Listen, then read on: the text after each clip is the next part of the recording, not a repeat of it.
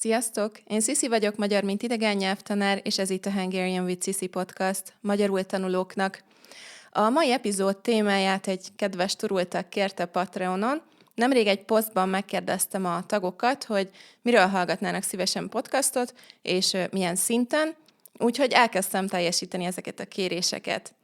Daniel azt írta, hogy az anyanyelved magyar. Az a tippem, hogy a férjed anyanyelve spanyol. Nekem ez érdekes. Hol találkoztatok? Milyen az élet, amikor szeretsz valakit, aki nem beszéli az anyanyelvedet? Te tudsz spanyolul.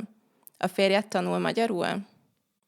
Úgyhogy erről fog szólni a mai epizód, hogy milyen az, amikor a párod nem beszéli az anyanyelvedet. Biztos vagyok benne, hogy sok magyarul tanuló hallgat, aki a párja miatt tanul magyarul, és többen is vannak hasonló helyzetben, mint én. Azzal kezdem, hogy válaszolok Daniel kérdéseire. Szóval igen, az én anyanyelvem a magyar, 100% magyar vagyok, 30 évig Budapesten éltem, és 4 éve lakom Texasban. A férjem mexikói, spanyol az első nyelve, de anyanyelvi szinten beszél angolul is, kétnyelvű, úgyhogy nagyon irigy vagyok.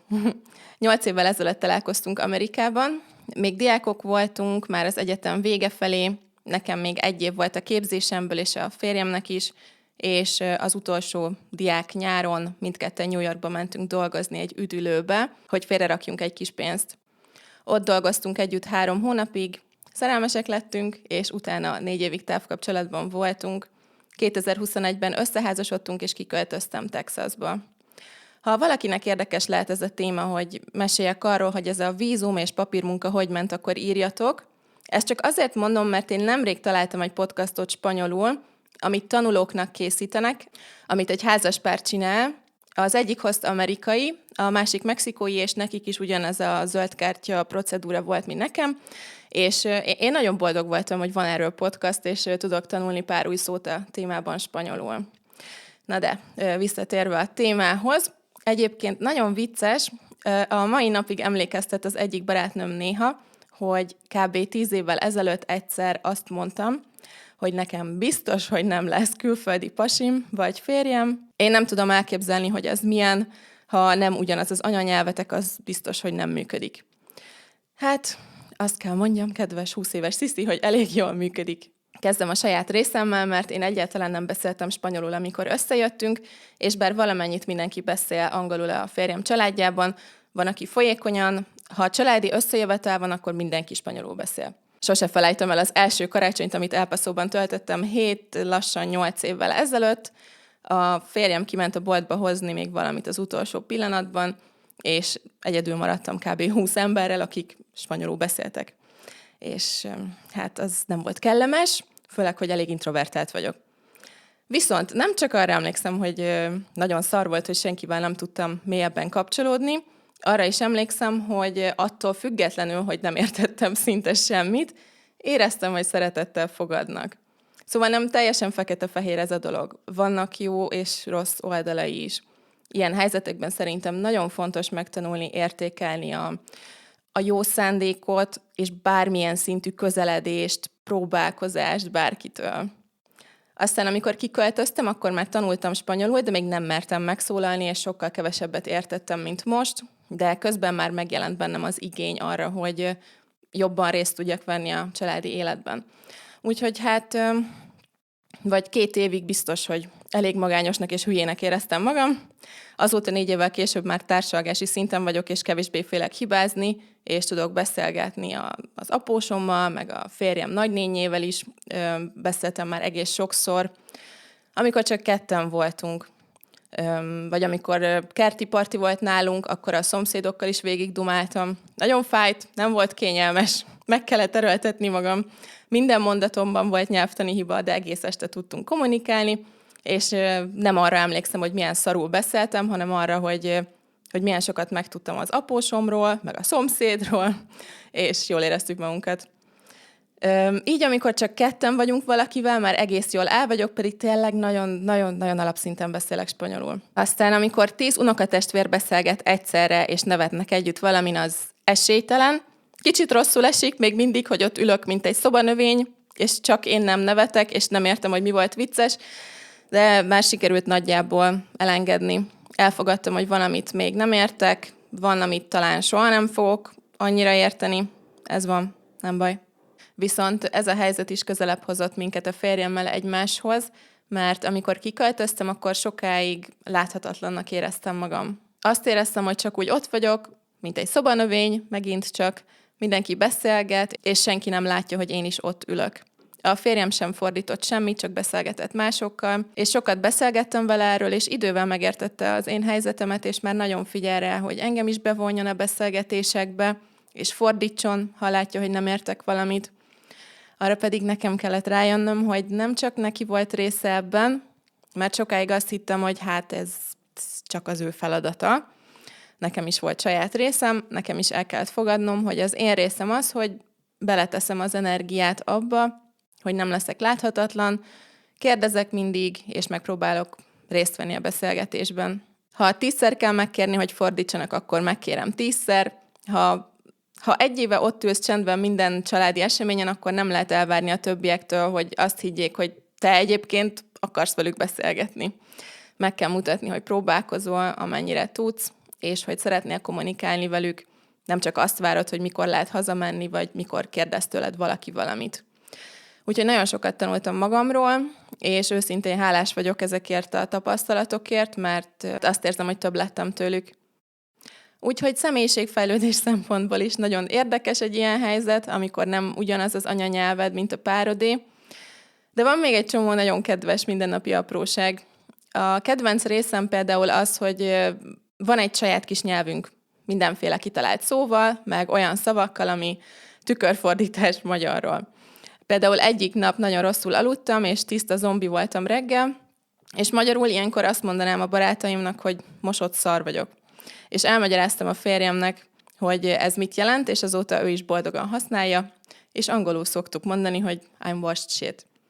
Tudjuk, hogy angolul nem jelent semmit, de mi értjük. A férjemmel angol volt a közös nyelv mindig, és angolul elég jól beszélek. Néha szarul ejtek ki egy-egy szót, mert nem jó helyre teszem a hangsúlyt a szón belül, de hát ez nem egy óriási probléma. Egyébként is mindig azt éreztem, hogy arra figyel a férjem, hogy mit akarok mondani, és aki meg akar érteni, az megért akkor is, ha nem jól mondtál valamit. Én ebben hiszek, hogy ez így működik. Aztán Daniel azt is kérdezte, hogy a férjem tanul-e magyarul, és erre az a válaszom, hogy nem tanul. Volt látogatóban párszor Budapesten, és találkozott a szüleimmel. A bátyám folyékonyan beszél angolul, az anyukám is sokat tud, csak kicsit szégyellős használni, viszont apukám csak pár szót tud angolul. Ez egy nehéz rész sajnos. Ezt az én aposomon is észrevettem, hogy zavarja, hogy nem tud velem bármiről beszélgetni. Még. Apukám is szomorú volt egyik nap, hogy nagyon el akart mesélni valamit a férjemnek, vagy akart kérdezni valamit, és nem tudott tolmácsolás nélkül.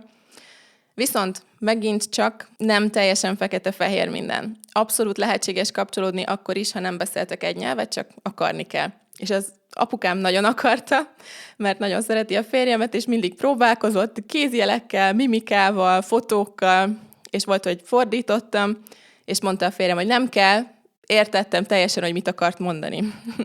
Ezek is olyan szép pillanatok voltak. Vagy amikor elmentünk együtt Szépasszony völgyébe, egy mini borkóstoló túrára a családommal, akkor is tök jól elszórakoztak, meg közös nyelv nélkül is meg tudták beszélni, hogy melyik a legfinomabb bor. Vagy volt, hogy elmentünk biliárdozni, és először apa játszott a férjemmel, aztán láttam, hogy nagyon élvezik, és csak leültem, hogy nyugodtan játszanak ők még egy kört, és nagyon boldogok voltak.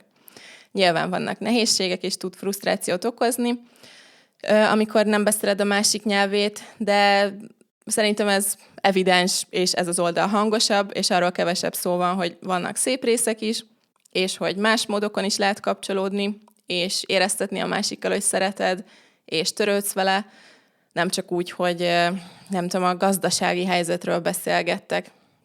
A fontos szavakat tudja a férjem is, úgyhogy amikor apukám mondta neki, hogy szeretlek, azt értette, én meg sírtam. Szerintem minden podcastban elmondom, hogy sírok, hát ez van, mindig sírok, nem tudok mit csinálni. Ha sírni kell, akkor sírni kell. A férjem egyébként soha nem tanult nyelveket, és nem annyira érdekli a nyelvtanulás.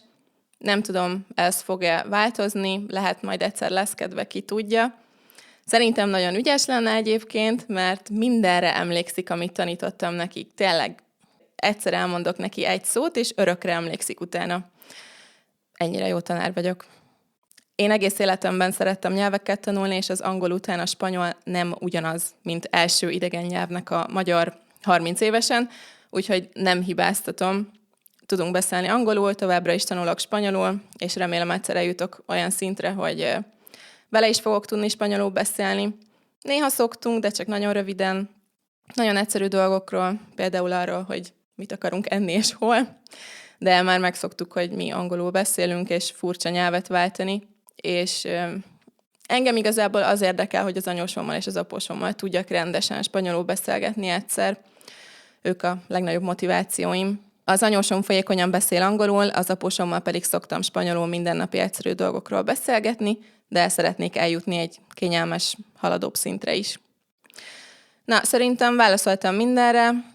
Összességében én nagyon szeretem, hogy több nyelven beszélünk otthon. Nekem ez a közeg egy kánaán nyelvtanulóként, és azt gondolom, hogy ha szeretitek egymást, akkor mindent meg lehet beszélni, és lehet segíteni egymásnak, és együtt fejlődni, tanulni mindenből, és szépen menni előre.